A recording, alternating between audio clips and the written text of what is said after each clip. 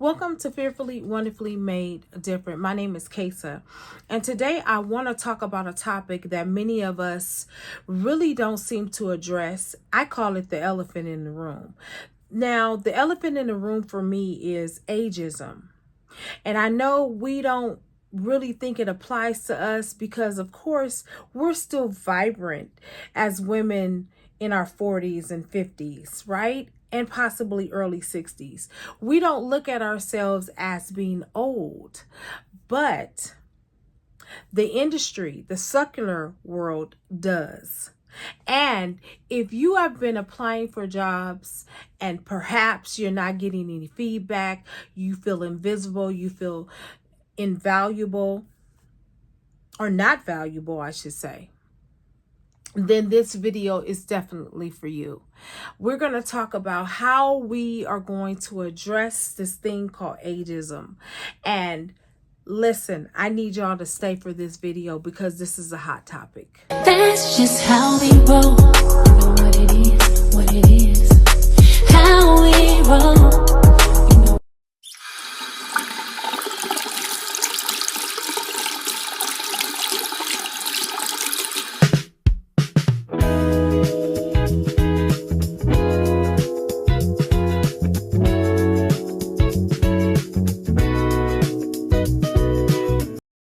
Now that I've gotten your attention, let's talk about what ageism is. Ageism is a discriminatory practice against women over the age of 40. And it's also against men too, but we're talking about women today. And why is this important? It's very important because if you are reestablishing your career, or possibly you're stuck in a career that you don't really want, and maybe you are wanting to make the changes, to go into another position. Maybe you're trying to get a promotion, or maybe you're just trying to leave the job altogether. There are times where our age stops us from getting the promotion or stops us from getting the job. Now, is this an overall principle across the board? No, because there are some jobs that still recognize that age brings wisdom, and they want that type of employee there, and they'll let you work there as long as possible.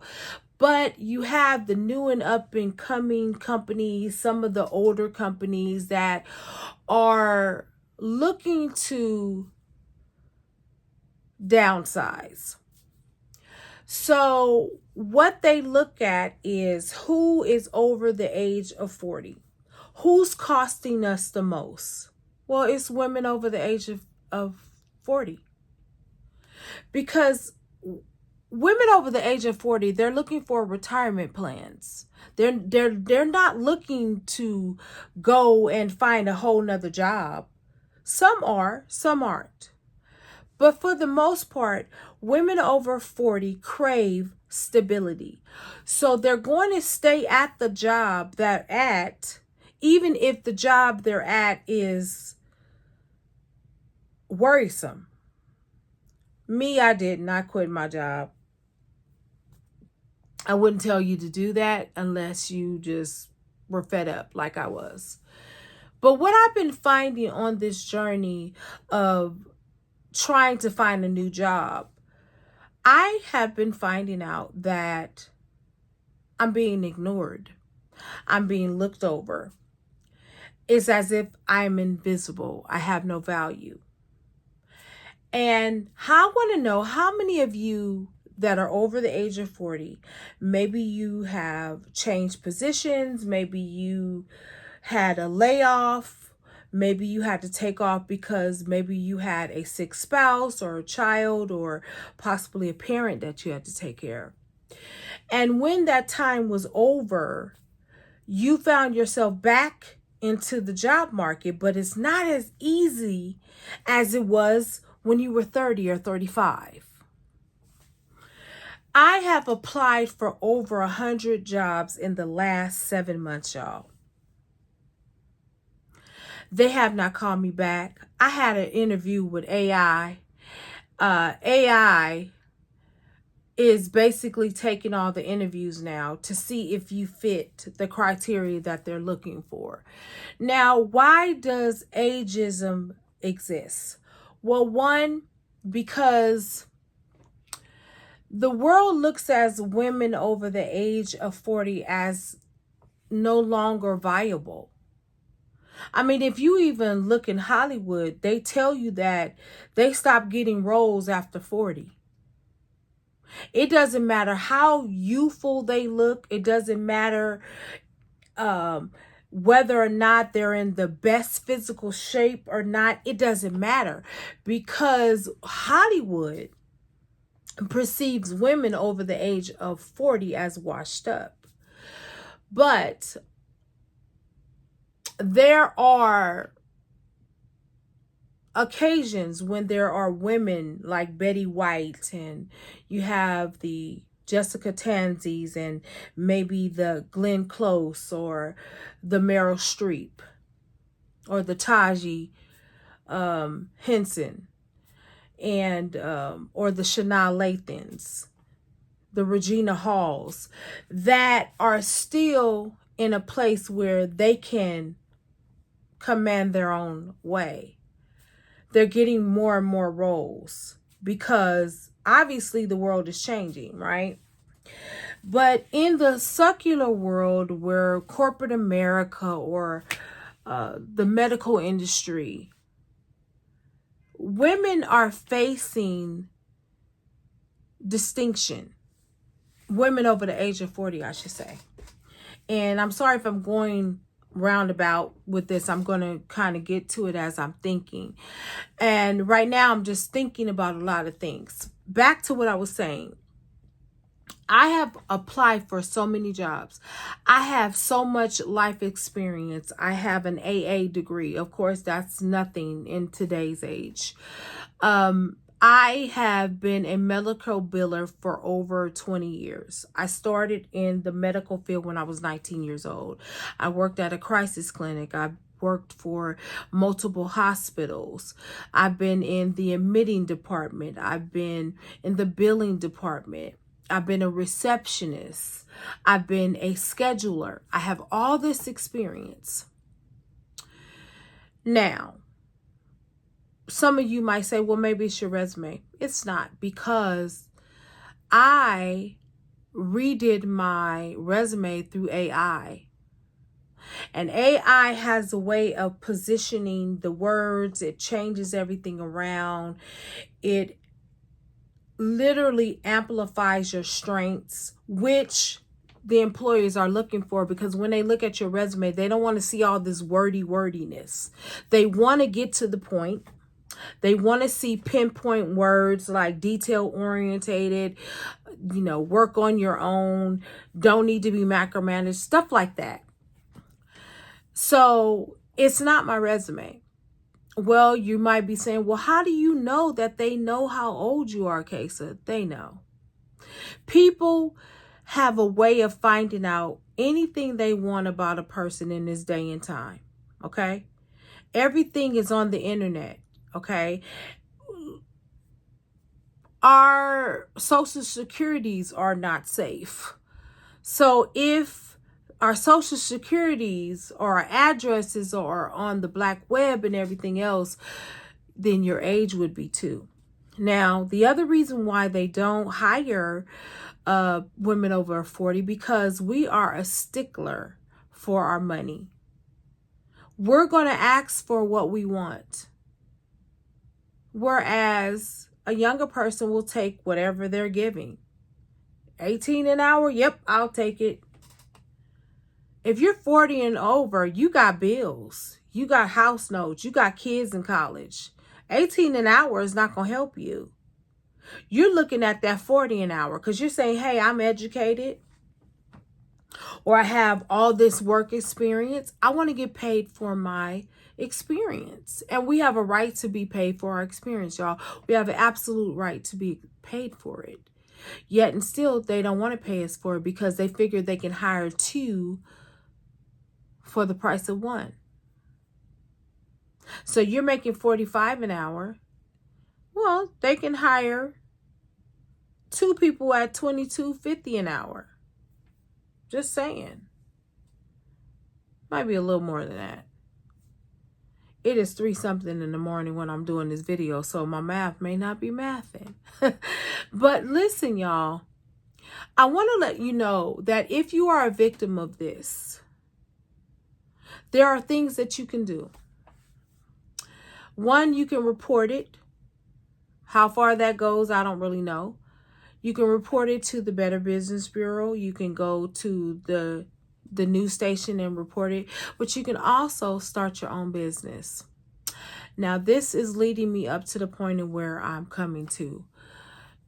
AARP is now offering courses for women or men over the age of 40, in their 50s, that is starting over. They're teaching you how to start up a business. And right now, I have my own business. I am not only just a jewelry designer or a journal maker or anything like that. I'm a coach, but I don't have any clients at the moment, but I do have that under my tutelage. But I'm also a personal shopper. So when I talk about reinventing oneself, you really have to learn how to reinvent yourself, especially at the age of 50. I think when you turn 50, there's something else that's going on within you. You're changing your outlook on life. You're like, I want to finally do what I've been wanting to do. It may cost me a little time. It may cost me some effort. It may cost me some money, but it's worth it. Now, if you're one of those individuals that want to work, and of course, yeah, I want to go back to work, but I want to go back to work on my own terms. I want to work smarter, not harder. You know what I mean? I want to do something that is valuable to me, something that I love to do, something that I can go into a job and just do it and leave out. I'm one of those individuals that I don't need micromanagement. Just put the manual in front of me, tell me what you want me to do, and let me do my job and leave me alone. And a lot of times the jobs are so petty nowadays, y'all. Jobs are petty. They want to fight on jobs. They want to argue with you on jobs. They want to be petty and nitpick over stupid stuff. And when you're over 40, you're like, I don't want to deal with that. I want to come to work and do my job. And it seems like they don't want you to come to work to do your job. They want to talk about, Biff. Sarah, she's not keeping up. All this stuff. I'm telling you, when you get to a certain age, it's like, listen, I don't want to be bothered with none of this. I want to go to work. I want to come home. I want to take a vacation. And these are the things that you think about, because as you're getting older, your values are changing. You're changing. Your outlooks are changing. You're thinking about retirement. You're thinking about, have I completed my bucket list, whatever that is for everybody? Have I accomplished the things that I want to accomplish in life? Those are the things that you're thinking about. And these jobs know that. So they'll purposely not hire you because they know that you're at this age where they're not going to get the maximum out of you. Meaning they're not going to be able to work you like a workhorse and dog you out. They're not going to be able to control you, because the name of the game is control. Unless you're a mindless 40-year-old, unless you are a person that follows the crowd, you're dangerous to them. But I want to encourage you, because again, have I given up on finding a job? Sort of, kind of. But I'm still looking. because I believe that God can open a door that no man can shut and close doors that no man can open. So I do believe in that. But I also understand that this is a time and place where I have to make an income for myself. How do I do that? I'm coming up with different strategies. What am I good at? What can I do well? These are the things that you should write down. Now, guys, I am selling journals. And I'm not trying to be cheesy, but I wanted to bring this up because journals are good. Journals are good for jotting ideas down. You should have a journal. I'm not telling you to get mine, but I'm telling you to get a journal. And write down where you see yourself in the next 6 months. Where do you see yourself in the next year or 2 years or 3 years or 4 years? Do a 5-year plan. Who cares? Do it. And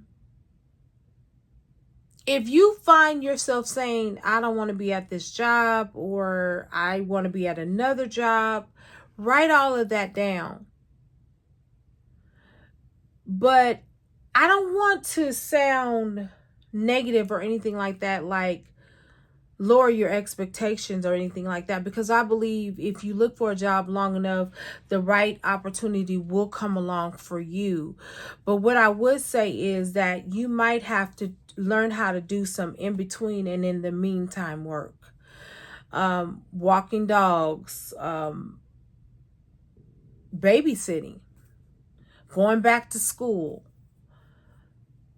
becoming a personal shopper like I'm doing now. Start your own jewelry line or start a digital line. Maybe you know how to design really well. Or maybe you're good at building websites. Maybe you're good at coaching. These are the things that you have to make work for yourself. So again, if you're over the age of 40, you have to learn how to make opportunities for yourself. That's the point of my whole video. Like, you have to make opportunities for yourself. I'm going to be talking about this